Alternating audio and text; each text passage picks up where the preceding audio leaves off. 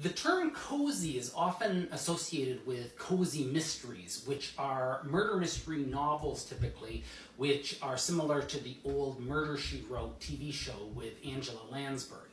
What makes them cozy is that even though they're about investigating a murder, there's no violence, there's not gore, there isn't highly sexualized content, and there isn't harsh language in it. And so they're cozy, kind of clean. People can enjoy reading them.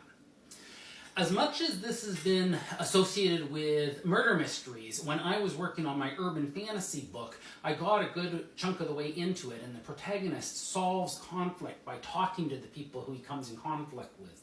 And there wasn't any violence, and there wasn't sexual situations, and I started thinking that it might make a good, cozy urban fantasy. I did have more adult language in it, but I could always clean that up, and I was thinking about marketing it as a cozy urban fantasy.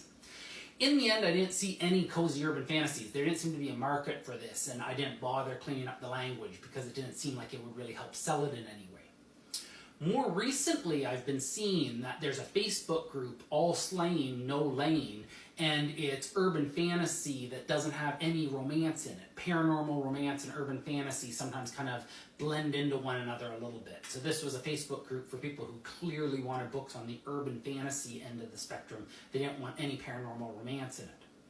I also saw a author who was thinking about developing her book as a cozy urban fantasy, and so she's figured there might be a bit of a market for it.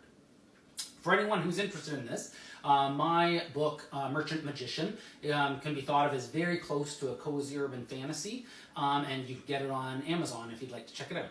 Thanks a lot.